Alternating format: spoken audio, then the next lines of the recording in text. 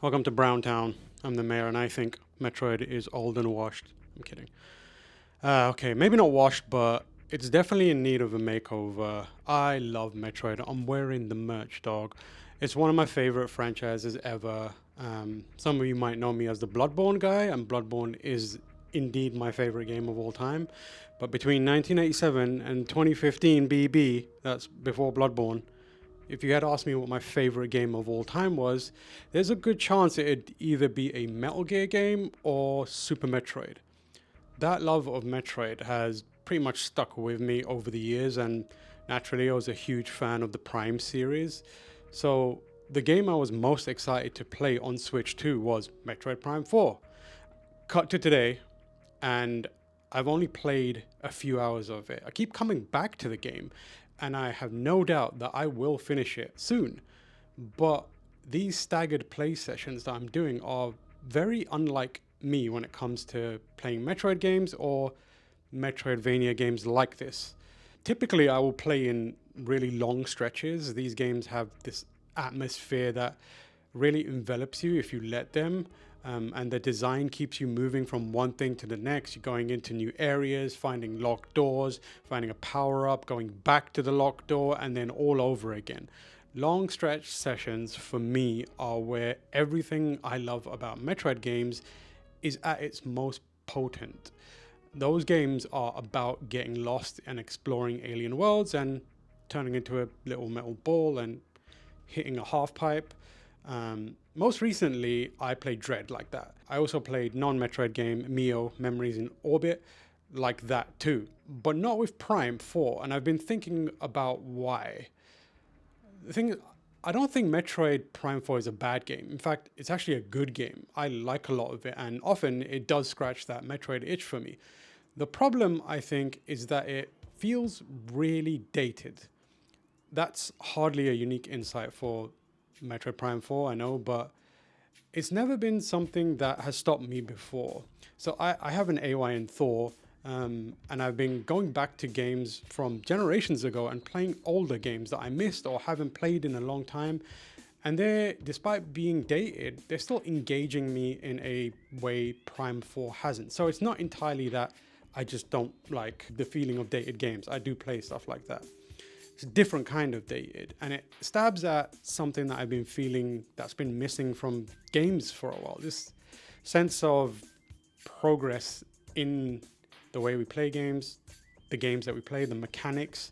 I think back to like my younger years between 1987 and 2015 BB, where every now and then I would play a game and have this, oh, you can do this type of reaction. And it was like a mechanic or a way of presenting the game that felt completely new to me. Maybe it's because I'm older and cynical, and actually there's loads of this happening and I'm just dead inside and like incapable of feeling it. But I also can't deny that it's something that I've been searching for. What I want is the modern day equivalent of hitting the launcher in Devil May Cry 1 and then juggling an enemy in the air. You remember the first time you did that if you played Devil May Cry? It was unreal. Or like God of War 2, where you were running along the chains and the camera was swooping down, and you could see how small Kratos really was in this world that he was killing his way through. I didn't get that feeling. I missed that feeling of, sliding into cover, active reloading, and chainsawing Gears of War. And I know that there's other games that drove that loop into the ground, but it's not the mechanic itself that I'm talking about. There's a billion other cover-based shooters that I could be playing. It's that eye-widening moment when a game does something that you haven't seen before. For Prime 4, I want to acknowledge that, obviously, it's the product of a lengthy and very tumultuous development cycle, so yeah, it's going to feel dated. But what makes Prime 4 specifically stand out more is when I think about it relative to other Nintendo franchises, all of which I think have evolved in a really meaningful way to give me a little bit of that feeling that I'm missing. Obviously, the poster child for this, Breath of the Wild, Zelda, Tears of the Kingdom. Both of those games are landmark moments in video games and in those series that make you rethink how a Zelda plays and makes you feel. Mario kind of does this to a degree by switching up the core mechanic within each Mario games, but effectively it's Mario 64, right? They make it's Mario 64, and then there's a core mechanic within it to make it feel unique and like an entirely new branch of the series. Put Sunshine next to Galaxy, next to Odyssey, next to Wonder, and yeah, they're all basically the same game if you're being reductive, but you can't tell me that you played one of them and it felt exactly the same as the last one, which Prime 4 kind of does in a big way. But what's interesting and exciting about it is each one of Nintendo's modern games, which have evolved in this meaningful way, has this Lego brick of design that I think could contribute to making a new Metroid game that takes the series in a bold new direction, but without changing what Metroid is.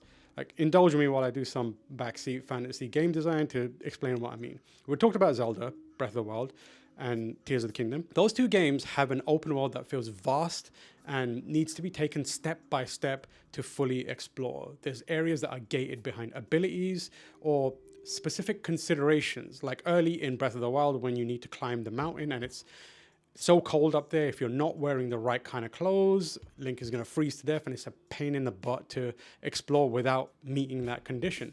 What is that if not one-to-one mapping of Metroid design? Donkey Kong Bonanza. Focal point of that game was destruction. Like smashing through things and suddenly you fall into a cave you never knew was there and there's stuff to do, items to collect. Take a version of that and you've got a world that Samus can engage with in an exciting new way that doesn't feel as rigid as it has up until this point in Metroid games. You can bomb through walls and missiles through the ground or whatever, and that is already part of the series. But they could take that step further with something like Bonanza's Destruction, and that would make exploring the map even more exciting.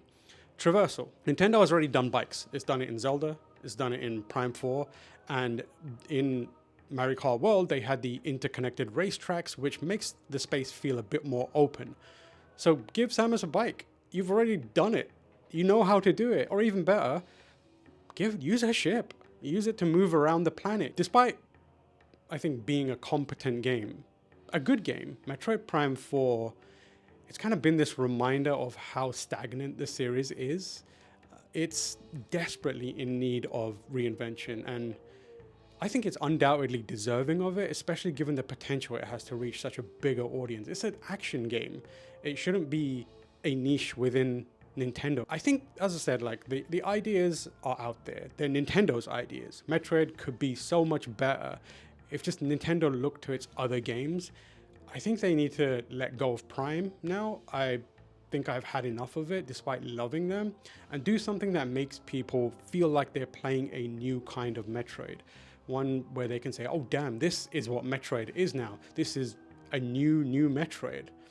I hope it doesn't really take as long as it took to get Prime 4 to us. Those are just some thoughts. Also, like I know I talked about missing the feeling of discovering a mechanic that's entirely new, and I want to say I'm not stupid.